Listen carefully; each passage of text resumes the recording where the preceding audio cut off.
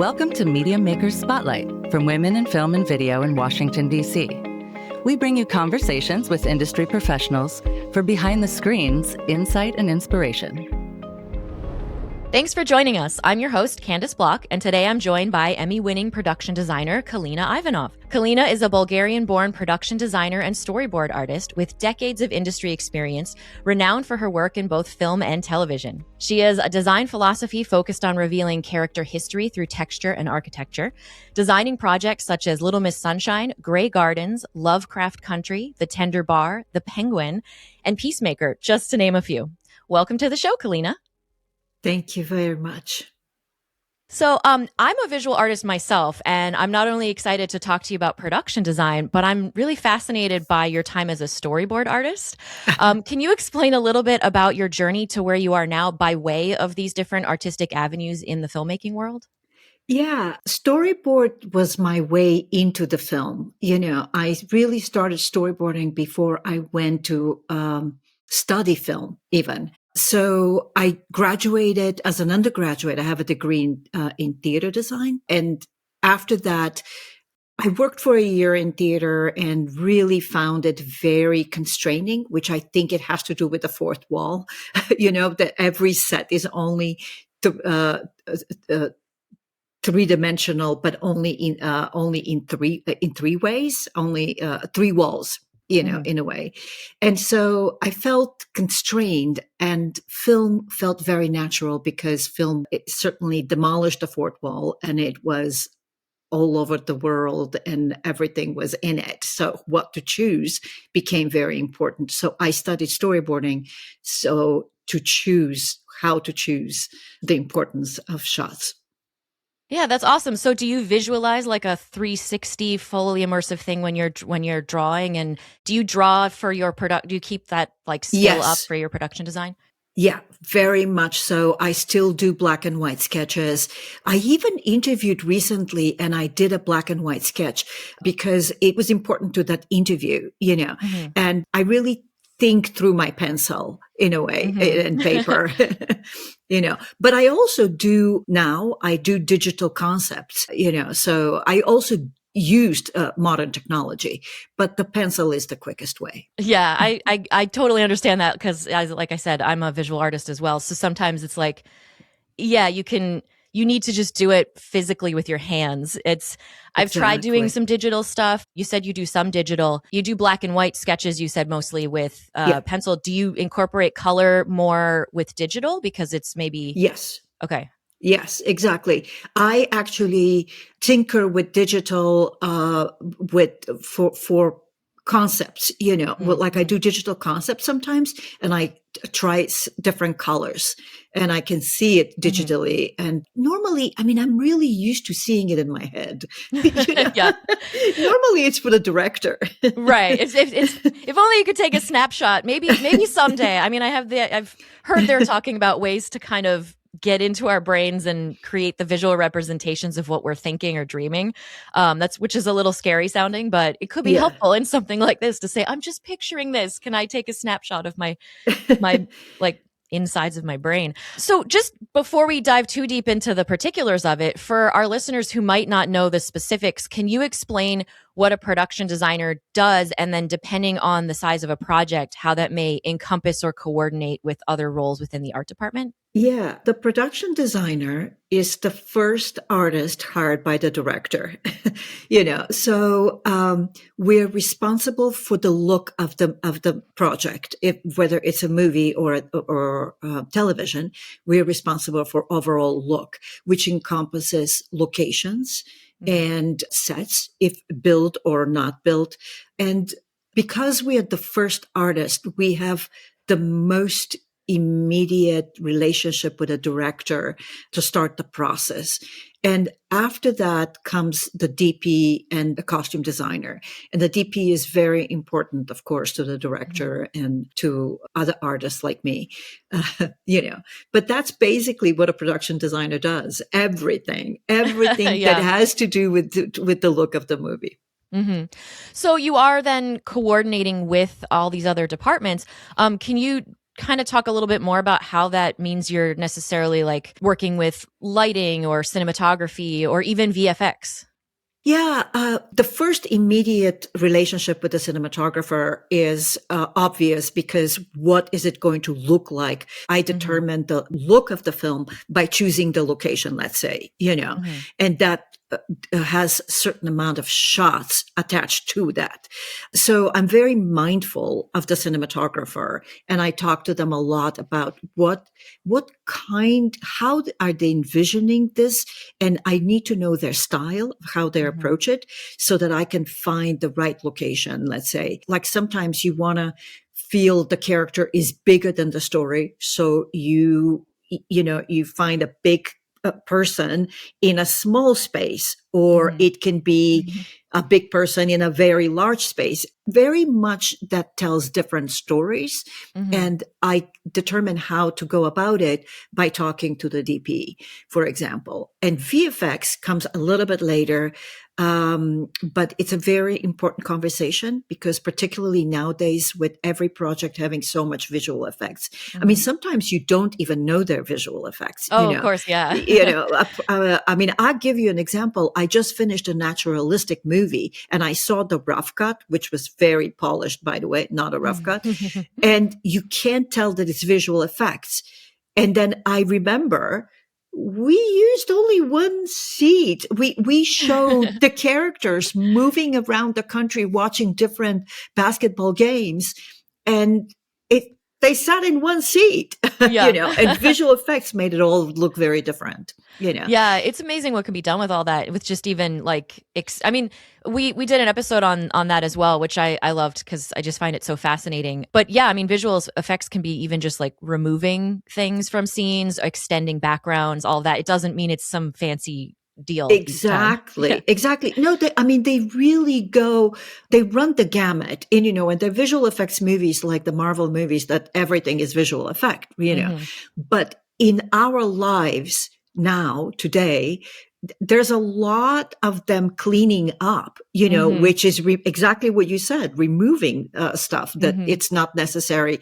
And sometimes, I mean, when you're in a hurry in television, particularly, somebody forgets a piece of equipment. I've seen piece of equipment in the shots and they erase it, Yeah. So anyway, that's the even just effects. like blocking tape and everything, that kind of stuff can just make a shot. And VFX touches so much now.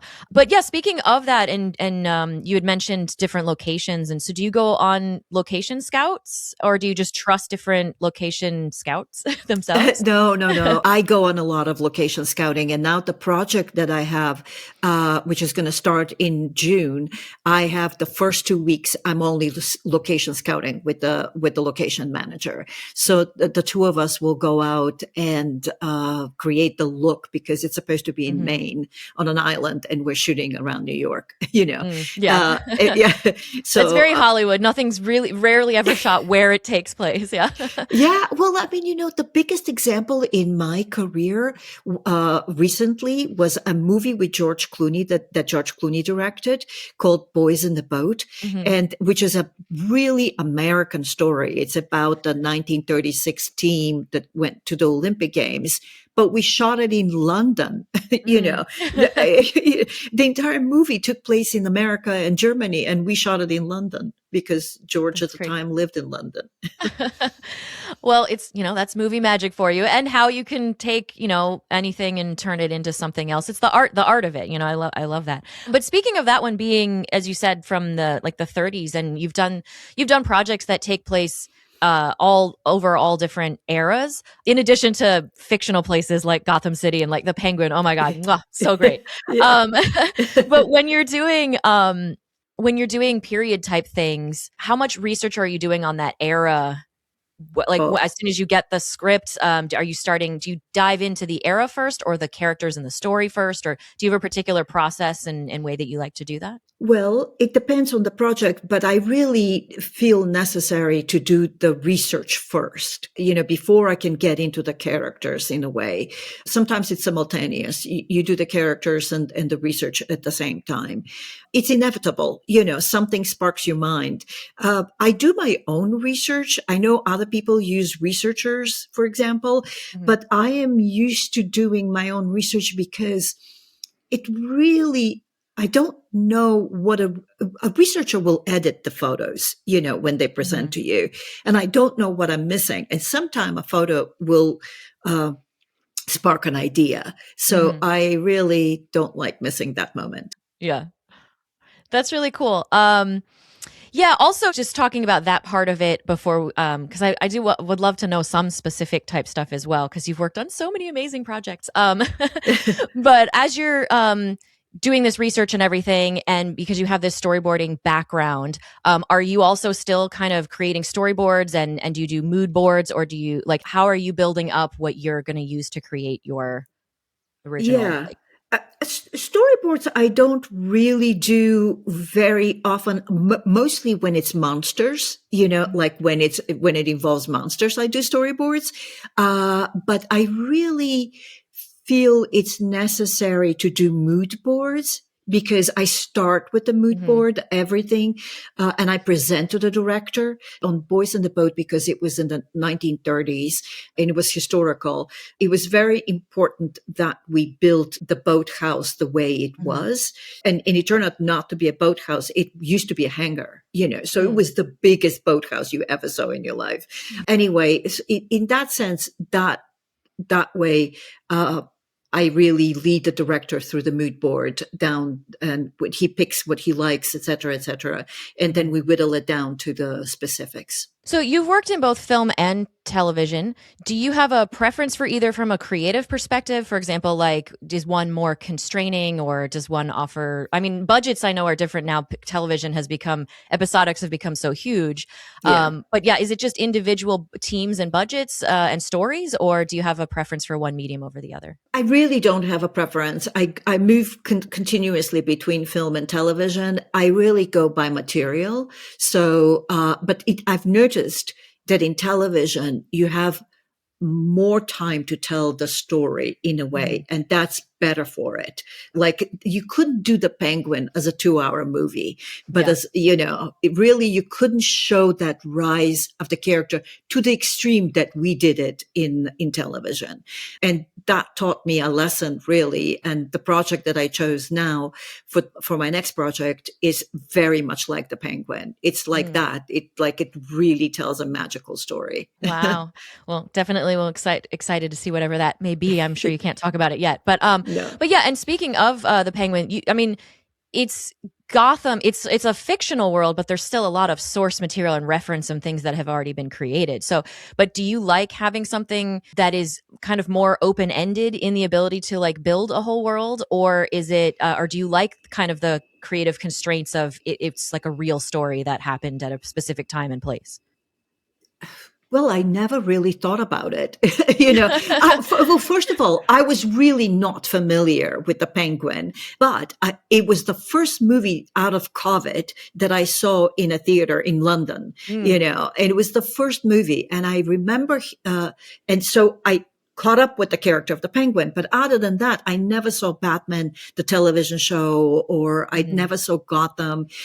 Anyway, and in a sense, that helped me tremendously because I wasn't married to any particular look. I only knew the movies. What I was concerned about was how we're going to do the movie, the Batman, how we're going to follow up that.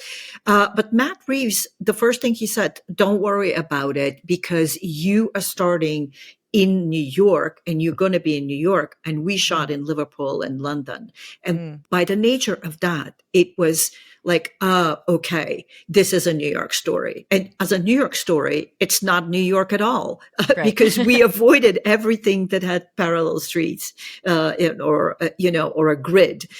So we chose streets that curved, and we chose Yonkers, Bronx, Queens. I mean, we were out in the boroughs, know. What was the reasoning behind not doing any straight streets? Well, the reasoning behind it was because it was more interesting geography. Everybody knows the Manhattan is a grid, and once you are in a geography that has a curve, it's more interesting to shoot in a way because of the curve, and you have a way of discovering things. So I really pitched that geography, and I also pitched that we were, one more thing Matt Reeves said.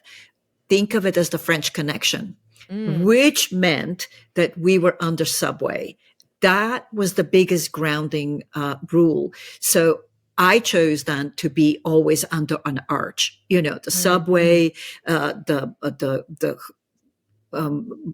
church, the home, the depot, the trolley depot, which I called a pantheon to the little man, Yeah. But anyway, everything had arches in it. So that was the overall theme. Yeah. That's awesome. Well, people can watch it again now and look for that. Yeah. So filmmaking is very collaborative. It's teams. It takes, a lot of people to bring stuff together. Are there certain filmmakers or artists that you bring along with you that you work with time and time again in doing what you do? I really like to bring the same supervising art director. I'm not always allowed to because I work in different cities. So when I work in Atlanta, I work with one guy. When I work in Boston, I work with another guy. When I work in New York, I think I found a new guy, in a way, to work with. But now I am really trying to bring the same crew over and over again because you have shorthand. Yeah. But when you travel, it's hard to bring the same crew. That's true. Yeah. You've done a lot of different projects. Is there a genre or a style that you either gravitate towards or one that you haven't done yet that you kind of still would like to try for, because there's definitely different moods and vibes based on the projects. What you've done, they're all very different from one another. Yeah, I would say, because my background is in theater, and in theater, they teach you to do every style from Shakespeare to Arthur Miller, to ballet and opera. And I really like trying different things. I would say that right now I'm not interested in naturalistic style. I'm really interested, if it's not period, it has to have some kind of magical aspect to it, or monsters or something like that. That's what I'm looking for. And that's where my head is at. That's really cool. So that might lead to some more storyboarding, because as you said that you like when there's monsters and things. Yes.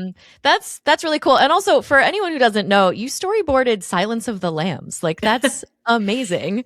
And I mean, because when you're storyboarding, that has like an influence on what gets done after that. Like, so you're kind of helping production design as a storyboard artist as well. Yeah. So it's interesting that, I mean, those two go very much hand in hand. So it makes sense that you have done both or do both. Well, funny thing you should mention that, because for the 100th year of the Academy, there's going to be a book, and inside the book there are the storyboards for Silence of the Lambs, and I have a little quote. Ooh, that's so cool. So look for that when it comes out. Definitely, we will. So when you are production designing stuff now, it's all these different sets and different things, or all these, you're creating these worlds, and as you said, you see it in your mind. So I'm curious, is there how often does it become exactly what you saw, or does it evolve along the way? Like, have you had some projects that turn out exactly like you saw in your head and you're like really excited by that, or some that have evolved based on like just the physical constraints that make it not possible to do that? I've had it exactly how it's in my mind in Boys in the Boat, in George's movie, because it was historically accurate in a way. So that definitely turned out to be like I saw it. I had it the other way, where it grew in the Penguin. I started very specific ideas, and then little by little, those ideas grew in a way and took me to a path that I never thought I would go. So that's also a really wonderful way to work. Yeah, that sounds exciting. Yeah, exactly. But both approaches are perfectly fine. Yeah, no, for sure. And I'm sure it's nice to have the mix. Yeah, Um, exactly. is there like a particular set that you look back on fondly because it was either like really challenging to do and you got it and you pulled it off, or it was just something that in it you were really proud of, like securing a particular thing that made it in there? Uh, well, uh, well, one can only remember the closest things. So the Penguin is one of the closest projects Mhm. that I've done, and in it, in episode 5, Lauren surprised us all by saying that it took place in a trolley depot. That was not at the beginning. And the trolley depot was a huge set. So I remember the panic in the producers, like, they had to find $1.5 million for that set. But in the end, ended up being a very beautiful, glorious set. And it was married to the lobby of a real location in New York. So I was able to use some of the details of the lobby inside. And it was just glorious amalgam of a real location plus the set. Yeah, that's really cool. So, can you share more about the Production Designers Collective? Oh yes, that's my love. Well, I'm a co-founder with Inbal Weinberg. And we have over 1,500 members, which is about as many designers probably are, in all over the world, not just in America, but all over the world. And we do every 2 years, like this year, we're going to go and meet in Spetses in October, in the island of Spetses, and we do a conference for 3 days. And every other year, we do the International Production Design Week, of which we get every town to do whatever they want to do. It's their menu, Okay. but we host it on our website. And it's all meant to promote the art of production design and to have spur a conversation. And during the week of International Production Designers, it's important that we reach out to the public. And during Spetses, it's only for production designers. Okay. So yes, and it's over 10 years old now, correct? yes, Yes. 11, going on 11. Going on 11 years old. And yeah, it sounds like it's a really great resource and community for production designers. I think it's really great that you've Yeah. co-founded that and that it's still going strong. Yeah. So in that sense, how important is it to you to pass on like your experiences and advice and like mentor up and coming production designers? Very important. And I participate in mentoring young people all the time, and so now I'm going to look for somebody to mentor that I can bring to set and show them how things work. Because the one thing is, they don't have experience with real production, and to bring them and to make them, to make them understand how it looks and for them to follow you. It's very gratifying to them and to you. That's awesome. Do you have any upcoming projects that you could tease or talk to us about that we should keep an eye out for? You started to mention one. I don't know what. Well, I guess it will come out in 2027, but look for Pagans on Netflix. Okay, awesome. And currently, a lot of what you've done is still available in a lot of places. I mean, people can watch Peacemaker and Penguin, and lots of other movies are still around. I also remember Lovecraft Country when I watched it. I believe I even made a note of how it just is such a cool vibe and look and aesthetic. So congrats on all of that. Oh, and you won your Emmy for Grey Gardens, and you were also nominated for one of the Penguin episodes. So hopefully more awards will come your way. You do some amazing work. So where could people go online to learn more about you and your work, as well as the Production Designers Collective? Well, the Production Designers Collective has its own website. So you're welcome to browse it. And for me, I also have a website, and that's the best introduction to me, to my art. I have a selection of, I only show selective movies, but in television projects, but that's the best way to find about me. Awesome. So just two kind of parting things. One, it's important to give advice and mentor and all of that, as you said.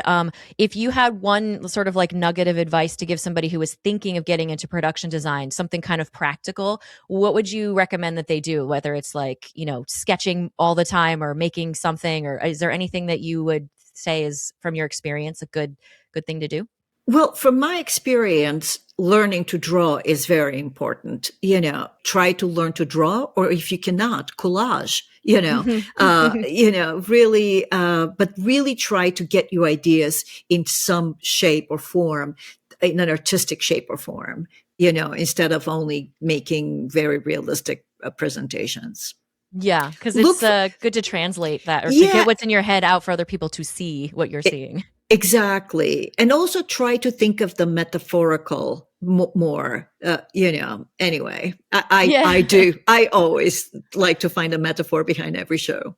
That's awesome. Yeah, I love metaphors for explaining things as well. And personally, I'm more of a 3-dimensional artist than a 2-dimensional. So I kind of, I agree with you on that. There's ways to sort of draw even with collaging. I've sort of constructed some pictures before sometimes if I couldn't quite do it in one dimension that way. Finally, are there any particular like directors or anything that you still would hope to work with one day, to kind of like what you see in your future as like what you're kind of envisioning and what you hope to still do? Yeah, I'm really fascinated with Sean Baker. I know he doesn't know about me and he won't hire me, but I'm really fascinated about him, about his approach to cinema. I really like Chloe Zhao, and Celine Young, who did Past Lives. I really appreciate their work. Yeah. And, we all definitely support working with more women and having, those perspectives and visions as well. Yeah. I mean, we got to just keep doing more heads of departments and more directors that are women. And it's so good. Anyway, thank you so much for all that you've created, such visual projects that are amazing. And we're excited to see what you come up with next. And thank you so much for talking with the show today. Thank you. Looking for more podcasts about film and television? Media Maker Spotlight recommends... Hey, I'm Paul. And I'm Erica. And we're the hosts of That Aged Well. We're kind of like your old friends you want to relive your childhood pop culture with, but with the benefit of a little wisdom and a lot of off-color jokes. Look, if there's one thing we've learned doing this podcast, it's that nostalgia is way more fun if you aren't the only one embarrassed by it. If you have a couple of friends to cringe along with, it goes from an exercise in humiliation to an exercise in giggling. Let us be the friends to remind you that yes, we loved some garbage growing up, and we still love it now. If you think I will stop loving Overboard just because it's about a kidnapped amnesiac woman gaslit into caring for a brood of children not her own, you've got another thing coming. And if you think I won't love 16 Candles just because... nope, I didn't love 16 Candles. You surely didn't. No. But hey, you listening right now, if you did love 16 Candles, we celebrate you. That's right. So join us as we guide you down some of your fondest memories, and don't worry, we'll walk you around all the pitfalls along the way. So download That Aged Well, dropping Monday wherever you get your podcasts. Thanks for listening to Media Maker Spotlight from Women in Film and Video. To learn more about WIF, visit F as in Frank, V as in Victor.org. This podcast is produced by Sandra Abrams, Candice Bloch, Brandon Ferry, Tara Jabari, and Jerry Reinhardt, and edited by Michelle Kim, with audio production and mix by Steve Lack Audio and Ed Saltzman. Subscribe to continue learning from more amazing media makers. Please visit MediaMakerSpotlight.com for more information.